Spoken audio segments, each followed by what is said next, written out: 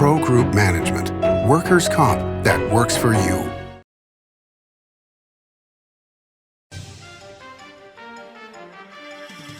Welcome to Nevada Newsmakers. On the broadcast today, we are joined by Dr. Joe Hardy, State Senator from District 12.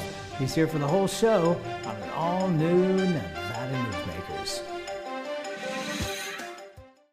Hello, is this D&D Roofing?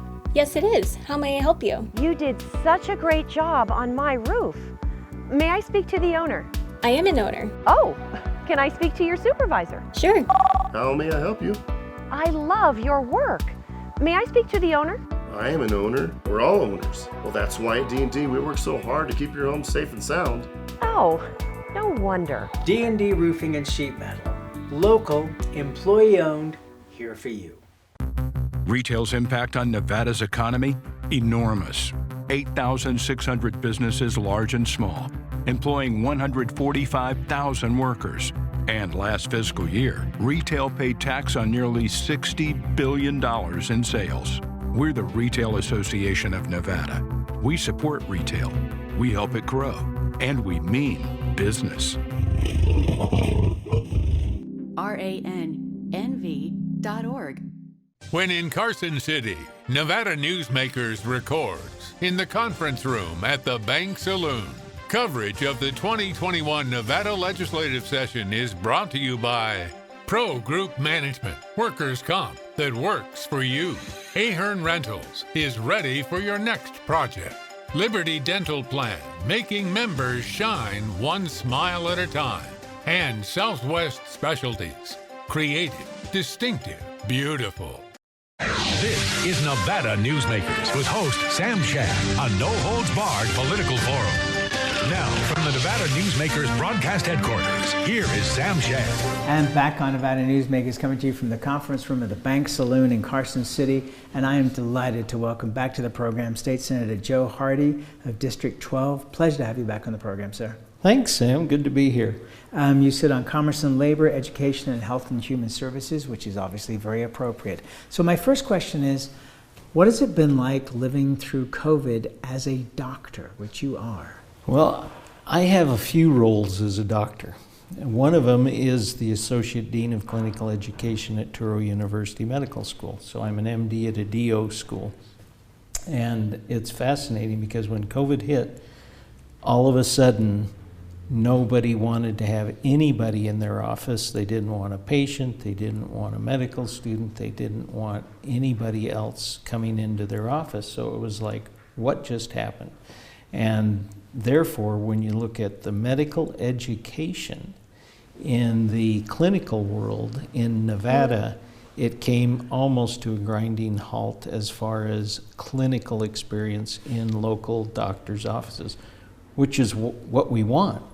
Well, the good news is when they overcame that challenge of, we don't want anybody, well, at the end of the day, with the COVID not going away, but on its way, lessened and lessened and lessened, now we have more students that were from our three medical schools in Nevada staying in residencies more, I think, than they ever have.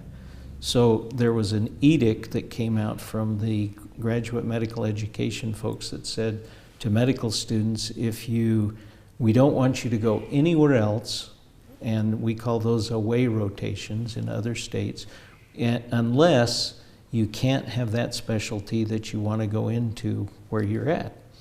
So all of a sudden, all our medical students wanted to stay locally, to get their education, and lo and behold, they were exposed to physicians who did the graduate medical education. They were exposed to them, and they said, well, these doctors, students are good. So they offered them a position, and I think we have more in residency now that we're Nevada grown than I think we ever have. And that's a wonderful thing, because that was always the concern, was that people would start out at medical school here but then go for residencies elsewhere. One of the things that it seems to me that became more and more obvious as time goes by is we have put doctors, as with other professions, on a pedestal. and feel that when we go to the doctor knows everything and we can put themselves in their arms and everything will be fine. But really, from the beginning of this, you guys had to play catch up, learning new things all the way through this. It wasn't just a straight road, correct? Correct. And we now have more telemedicine, telehealth than we ever had before. And we're discovering, lo and behold, that you can do a lot of things outside of your office. You can take care of people who are more vulnerable, for instance, that you don't want to go anywhere outside of their home. You can take care of them, and a certain percentage of those people will be very happy staying at home with the doctor talking to them on the phone. I mean, I'm an old family physician, so I used to talk to people all the time on the phone. Well, now I have technology that you can talk to people on the phone, you can talk to them on their computer, you can do Zoom or something like that in such a way that we now have people being able to be cared for safely, efficiently, and they don't have to travel far. It's been amazing what's happened. And also, it was a learning curve that, even though we knew about these viruses for a long time, but the experience of doctors was not there on a local level, regional level. And so, the things that were prescribed at the beginning, like ventilators, were not necessarily the correct answer. But it was a learning process, and I think that a lot of people now have to look at the medical profession and go, okay, you don't have all the answers, but you're going to work your butts off to find the answers once something occurs like this. Oh, it's great that you said that. I'm in the process of renewing my board certification, for instance. And the board certification always depended on every 10 years getting a test. So you went to a building, and you got in your little cubby hole and you took a test for 4 hours, got up and came back for another 4 hours and took your test. Well, the American Academy of Family Practice now has a ongoing test that is open book, and it's designed to, if you see a question, you say what the answer is, and if you don't know it, you get on your phone or your computer and you have 5 minutes to answer the question. So now that's like real practice. I mean, when I'm seeing a patient, for instance, I say, well, that's a good question. And I get on my phone, right, or my computer that's in the office, and I look up something and I turn the thing to the patient. I say, well, this is what we can do, and what do you think of that? And now it's a partnership more than a dictatorial kind of concept. I'm the doctor, so I know what's right, pat you on the head and say, go do what you're supposed to do.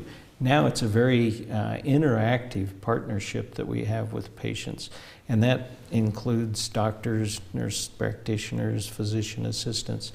Nobody has all the answers, and if there's one thing we found with this COVID, CDC doesn't have all the answers all the time right now. So real time, we are discovering things that are marching through, and if we're depending on what I learned in medical school, that's long gone. One of the things that has surprised me a little is that we have not spent more time saying to people, okay, there are lots of things that you can do for your health that you haven't been doing, that something like coronavirus is going to attack you because you're overweight, you're not eating the right foods, you're not exercising, you're not even walking around the block. There are lots of things that we need to be promoting post-COVID to say to people, there are a lot of things that you can do to help yourself. There are vulnerable people because of what you point out: obesity, diabetes, high blood pressure, autoimmune diseases. There are vulnerable people, and those were the people that we wanted to get vaccinated first for that very reason.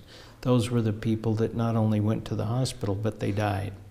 And you're exactly right. When you start looking at all of those factors and what we can do, and when we start working from home, for instance, what do we say to our partner patients that you need to be doing? You need to get up from your Zoom, you need to walk around, you need to take a walk around the block, You need to make sure that your diet is appropriate because the COVID-5, and as some people say, it's the COVID-20. Right. We need to be able to work through those issues. And right now it's focused on health. We're more focused on health now than we ever have been, and people are buying into that. I think the exercise machines, they went up, 120% sales in the first month.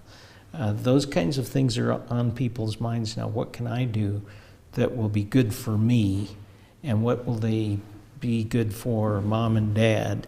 So now you have a multi-generational input and investment in the health of everybody. Well, I think if this continues, this may be the best health thing for the United States. And when something like this comes along again, and it will, whether it's 10 years, 20 years, whatever, it's going to happen again, maybe we'll be better prepared and less people will pass because of it. Let's take a break. We'll come back more with Dr. Joe Hardy, State Senator, after this timeout. Tamarack Casino is giving away 2 Mercedes-Benz during the $125,000 Benz or cash giveaways. Plus, players get 5 times points on video reels every Friday. Win 2 Mercedes-Benz now through May at Tamarack Casino. As you know, Reno is booming. Toll's development company is helping it grow with insightful design and development, building community with every project, adding beauty, adding excitement, emphasizing our shared humanity. Reno is becoming bigger. Toll's development is helping it become better, more livable, more enjoyable. To learn more, go to tollsdevelopment.com.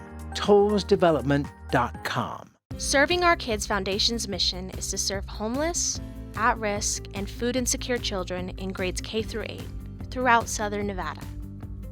During the pandemic, Serving Our Kids has seen a 42% increase in the number of children served, providing more than 4,500 meals to kids in over 100 schools weekly. Serving Our Kids is powered by community support and volunteers.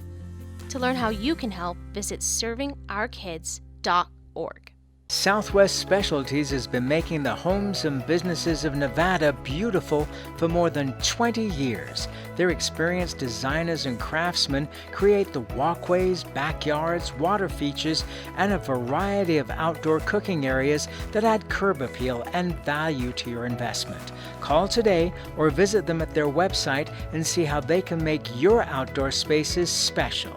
Southwest Specialties, creative, distinctive, beautiful. Tamarack Casino is giving away 2 Mercedes-Benz during the $125,000 Benz or cash giveaways. Plus, players get 5 times points on video reels every Friday. Win 2 Mercedes-Benz now through May at Tamarack Casino. This is Nevada Newsmakers. And back on Nevada Newsmakers, we continue our conversation with State Senator Dr. Joe Hardy of District 12. Vaccine passports for international visitors. It seems like that's going to be mandatory.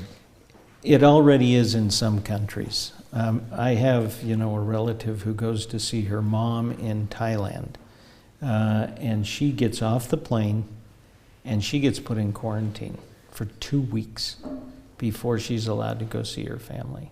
So there are different levels of where you're going, where you came from, and if you're coming here, what's required. So it's just makes sense to have people fully vaccinated. By the way, for those listening on the radio or audio podcast, Dr. Joe is pulling out his vaccine card out of his wallet. So it's going to happen. I mean, we may not like it. We like freedom and all that kind of stuff, but there are going to be requirements. For instance, I read in the newspaper yesterday, if you want to go on a cruise, it's 98% of the passengers have to be fully vaccinated, or the 95% for the passengers and 98% for the staff. So let me ask you this: how do you not do it? Right, you're a conservative, right? And all that implies, and yet you're vaccinated. What do you say to people who at this point are saying, I'm not getting vaccinated. I got an issue with this. It's taking away my freedom. It's this, that, and the other. What do you say to them? There are 2 things. Number one, it's not taking away your freedom, but it's allowing you freedom to go places without fear. So right now, we're tired of this fear. I mean, we are literally fear fatigued. So we're tired of being afraid. And when we get vaccinated, we don't have to be afraid. Speaking of I took a picture and I said the CDC now says you can be with somebody else who's been fully vaccinated, and you don't have to wear your mask outdoors if it's not a big group, and you can be in a restaurant with somebody, and you don't have to worry if you're exposed to somebody else who's positive COVID, because you don't have to put yourself in quarantine. So it's a opportunity to protect yourself, and by the same token, it's an opportunity to protect others. So it's almost like if I say I don't want to get vaccinated because I have my freedom, that's fine. But then you lose freedoms to do some things that you would like to do, like be next to grandma and grandpa. So they're going to say, if you're not vaccinated and I'm at high risk, I don't want you to be close to me. And so there are two freedoms, one for yourself and one for other people. When do you think, and what do you think it's going to take to drop the mask requirement? Is it going to be just the percentage of people who are vaccinated to 80%, something like that? It's going to have to, quote, have statistics that show that it works. I mean, I carry my mask now, and I have a lanyard so I never forget it. It's going to take a certain percentage, but obviously I don't think we're ever going to be without masks because something else is going to come along. Well, even like flu season. I mean, you know, look at how little flu went down like that. Now, okay, so there's a thing out there where people are saying, well, yeah, the flu went down because everything was reported as COVID. Do you buy that? No. Okay, all right, that's fair enough. The governor, you seen him? Has he been in the building? I've seen him almost every week on TV. That's it. He was in the building, was it last week? I think it was last week. Okay. For something, and I don't... Okay, that's good. I wasn't involved. No, and that's fine. At least he's back in the building, and that's good to hear. We've seen gaming numbers phenomenal across the state, especially on the Las Vegas Strip in downtown Las Vegas. You're responsible for Mesquite, Laughlin. How are the numbers doing there? Are they coming back up in the same way? I just talked with Mesquite, and they are doing wonderfully. Laughlin is a different ball game because of their closeness to Arizona that has no controls. I'll call it virtually no controls. So they are literally 152 yards away from Arizona. Right, Bullhead City is the other side of the Colorado River. There are people who live in Bullhead City and work in Laughlin. So you have a viral corridor that is just unchecked. And so gaming is not going to recover as quickly in Laughlin because of that issue. Are you seeing the positivity rates there going up because of that? The positivity rates are going up, but how many of those positivity rates that they end up checking are from our Arizona cousins across the river? And I think that's the issue with Laughlin. All right, let's take another break. We'll be back with State Senator Dr. Joe Hardy right after this timeout. Located in the heart of Carson City, the Bank Saloon, a historic watering hole with a modern feel. With a variety of classic cocktails, featuring Nevada spirits, space for private events, conferences, and an incredible atmosphere.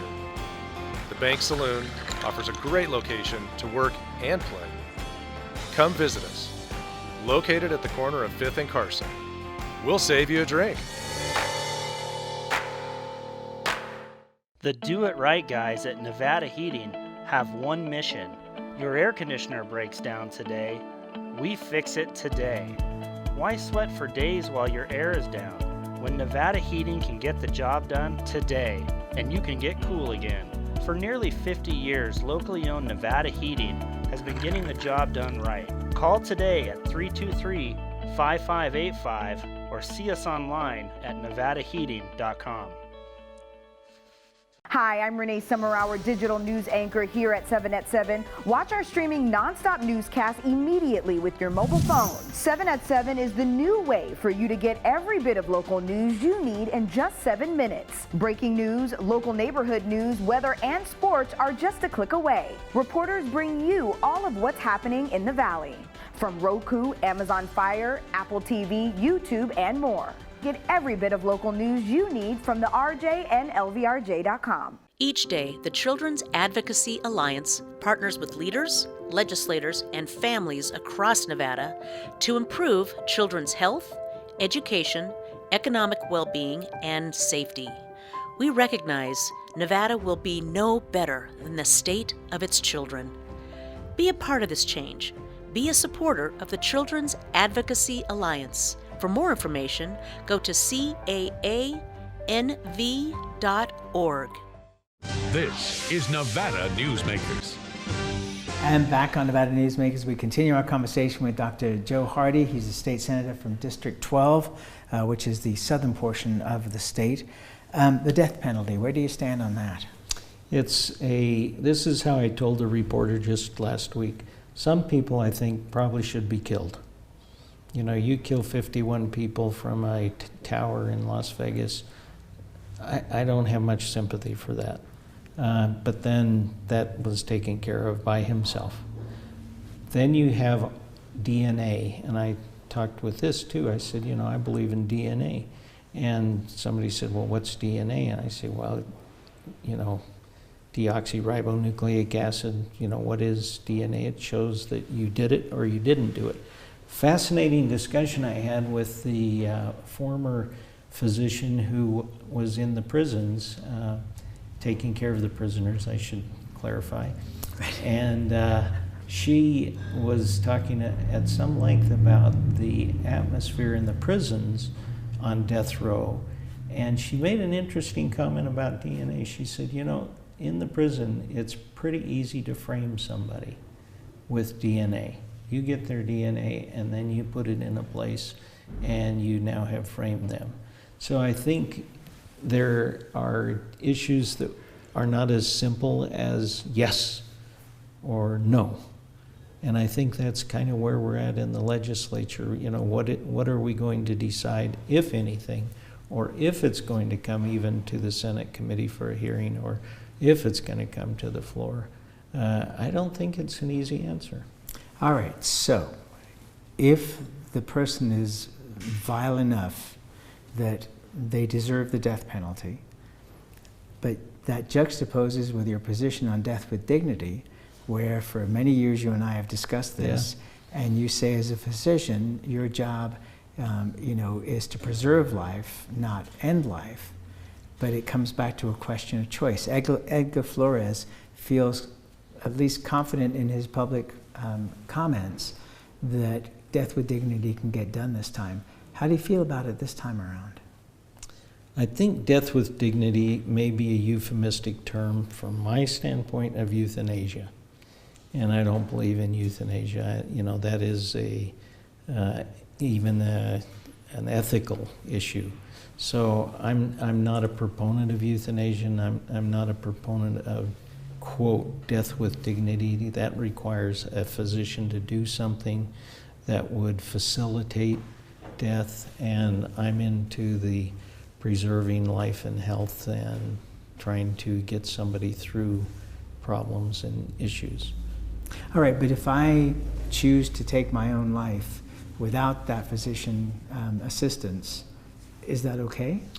It's what somebody can do right now. Right, absolutely. But I mean, from your perspective, is that okay for me to be able to do that?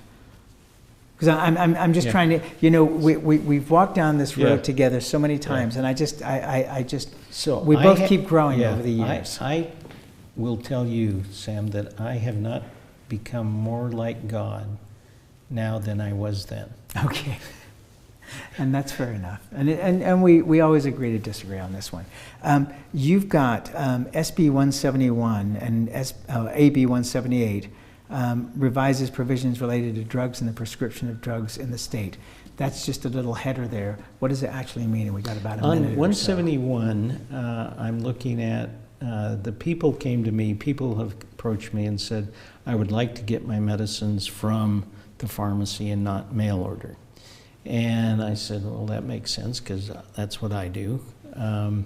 And so I said, well, I will have a bill that says you don't have to get the mail order. Well, lo and behold, you make something happen and 3 other pieces don't fit. And somebody said, well, what about the copay accumulator? And I said, what is a copay accumulator? And then a whole new thing comes up. Well, the physician or the pharmacy monitoring of this then goes there, and who gets the coupon, who gets to count the coupon for coming off of their deductible, and where it goes. I mean, it is a bag of worms. And I say that literally. I mean, there is just all sorts of things. So it will be interesting to see how the committee, how the legislature looks at that. AB 178, I'm not as familiar with that. It revises provisions relating to prescription drugs, but sadly we are out of time. This is your last term. You're termed out. I'm going to miss you. Thanks, Sam. It's always a pleasure to talk to you, my friend. Thank you. Oh, thank you. Appreciate being here. And we'll be right back. Brian Culpa Photography was born in the rolling hills of Massachusetts, and now he can help you experience the stunning beauty of Nevada in a whole new way through the power of flight. Flying has always been a passion for Brian, and at Brian Culpa Photography, he can make your imagination soar. Brian has the creative mind and tools to tell your unique story. Experience the bird's eye view at brianculpaphotography.com. Hi, my name's Marilyn Miner, and I'm sure you'd agree that Nevada's a very special place to live. I was born here, and my husband and I have raised our family here. I feel it's a privilege to live and work in the Truckee Meadows. I especially enjoy helping my clients reach their real estate goals. Sometimes the smallest details provide the greatest satisfaction. I'd be complimented to talk to you about your next move. Call Marilyn Miner at Dixon Realty, 742-1280, or log on to marilynminer.com. Safety. We all think about it. You think about it when he buckles in, when you check your mirrors and put away your phone. RTC thinks about safety too. In fact, we create it. Center turn lanes mean fewer blind spots. Bike lanes keep cyclists and you safe. Roundabouts reduce injury collisions, and all these crosswalks are designed to keep families like yours safe. Safety is your priority, and it's ours too. Every day, in everything we do. Pro Group Management specializes in providing industries with the necessary components to satisfy and exceed workers' comp requirements. Every business has unique needs and specific regulations. Pro Group Management stays ahead of the curve, providing up-to-date services to keep your industry in top form. Discover how we simplify your tasks, improve efficiency, and reduce expense to keep you moving in a positive direction. Pro Group Management. Workers' comp that works for you. We'll see you on the next broadcast, coming to you from the Bank Saloon in Carson City. See you then.